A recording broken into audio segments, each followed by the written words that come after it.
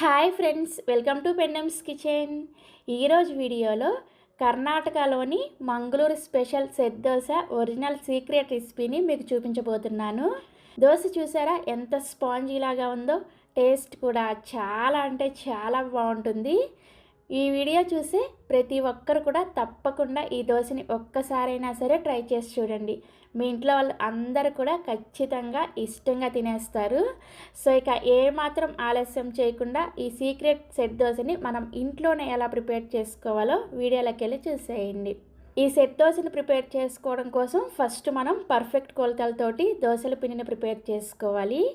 దానికోసం ఇలా ఒక గిన్నెని తీసుకొని ఇందులోకి 1 కప్పు దోసల బియ్యాన్ని వేసుకోండి.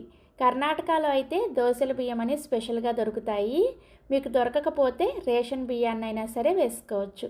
నెక్స్ట్ ఇందులోకి అదే కప్పుతోటి 1/2 కప్పు మినపగుళ్ళని వేసుకోండి.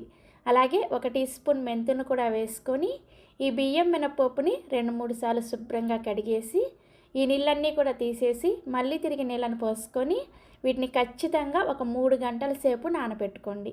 అంతకన్నా ఎక్కువసేపు నానబెట్టకూడదు. సో నేను కూడా ఇక్కడ 3 గంటల సేపు బియ్యం మినపప్పు నానిన తర్వాత మీకు చూపిస్తున్నాను, చూసారా ఇలా చక్కగా నానిపోతాయి. నెక్స్ట్ ఈ గిన్నెను పక్కన పెట్టేసుకొని ఇంకొక చిన్న గిన్నెని తీసుకొని ఇందులోకి మీరు ఏ కప్పుతో అయితే బియ్యాన్ని కొలుచుకొని తీసుకున్నారో అదే కప్పుతోటి 1/2 కప్పు లావుగా ఉండే అటుకులను వేసుకోండి. ఈ దోశ పిండి కోసం పలచగా ఉండే అటుకులను వేసుకోకూడదు, ఇలా కొంచెం లావుగా ఉండే అటుకులనే వేసుకోవాలి. ఈ అటుకులను కూడా ఒకసారి కడిగేసి ఇందులో మాత్రం మీరు తాగే మంచినీళ్ళను పోసుకొని ఈ అటుకుల్ని జస్ట్ ఒక్క 10 నిమిషాల పాటు నానబెట్టుకోండి. 3 గంటల సేపు బియ్యం మినపప్పు నానిన తర్వాత అటుకుల్ని 10 నిమిషాల పాటు నానబెట్టుకుంటే సరిపోతుంది అనమాట. సో 10 నిమిషాల తర్వాత అటుకులు చూసారా మనం వేసిన నీళ్ళన్నీ కూడా పీల్ చేసుకొని ఇలా చక్కగా నానిపోయాయి. ఇప్పుడు వీటిని మిక్సీ జార్లోకి వేసుకోండి. నెక్స్ట్ ఇదే మిక్సీ జార్లోకి మనం 3 గంటల సేపు నానబెట్టుకున్న బియ్యం మినపప్పును కూడా వేసేసుకొని అవసరమైతే కొద్దిగా నీళ్ళని వేసుకుంటూ పిండిని మాత్రం బాగా మెత్తగా వెన్నలాగా గ్రైండ్ చేసుకోండి. అప్పుడే మీకు దోశ పర్ఫెక్ట్గా వస్తుంది. పిండిని గ్రైండ్ చేసిన తర్వాత మీకు చూపిస్తున్నాను, చూసారా గ్రైండ్ చేసిన పిండి పైన ఇలా చక్కగా ఉరగలాగా రావాలన్నమాట. దోశల పిండి ఇలా గ్రైండ్ అయితేనే మనకి పిండి చక్కగా పులుస్తుంది, దోశ కూడా పర్ఫెక్ట్గా వస్తుంది అనమాట. అలాగే గ్రైండ్ చేసిన పిండిని చేత్తో ఒకసారి పట్టుకొని చూసారంటే పిండి ఎక్కడా కూడా బరక అనేది లేకుండా బాగా మెత్తగా ఉండాలన్నమాట. అలాగే పిండి కన్సిస్టెన్సీ కూడా చూడండి, మరీ పలచగా మరీ తిక్కుగా కాకుండా ఈ కన్సిస్టెన్సీలో పిండిని గ్రైండ్ చేసుకోవాలి. ఇలా గ్రైండ్ చేసుకున్న పిండిని ఒక గిన్నెలోకి వేసుకోండి. నెక్స్ట్ ఇప్పుడు ఈ పిండిలోకి 1 టీ స్పూన్ దాకా ఉప్పును కూడా వేసుకొని కలిపేసుకొని ఈ పిండిని రూమ్ టెంపరేచర్లోనే ఒక 8 గంటల సేపు ఫర్మెంట్ చేసుకోండి.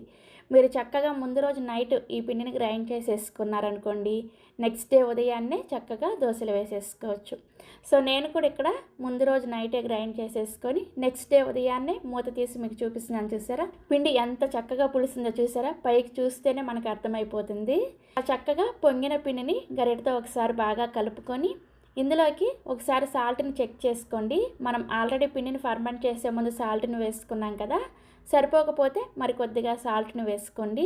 నాకైతే కొంచెం సాల్ట్ తగ్గినట్టుగా అనిపించింది, అందుకని కొంచెం సాల్ట్ని వేసుకున్నాను.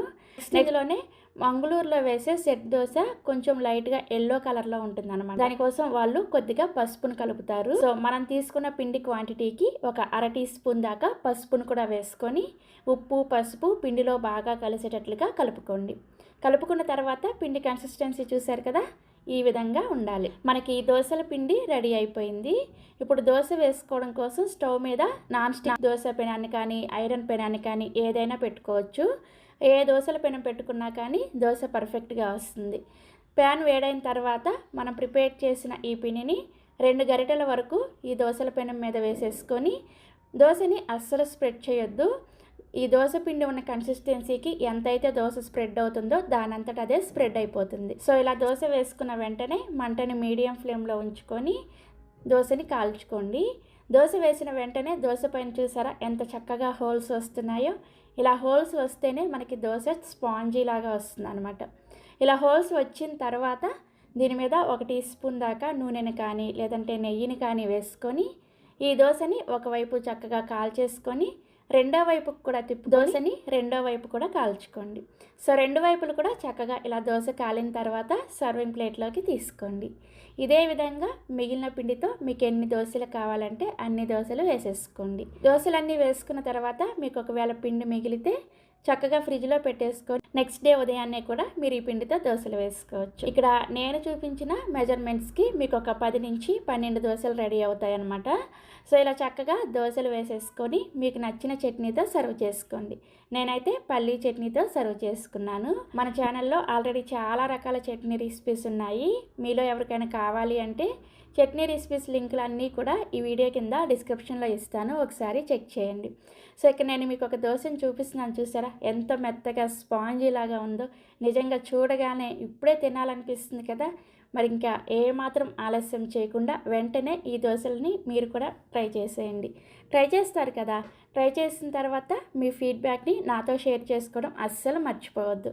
అలాగే మరిన్ని Emmy, tasty and hotel style secret breakfast recipes కోసం వెంటనే పెండమ్స్ కిచెన్ని సబ్స్క్రైబ్ చేసుకోండి. Thank you.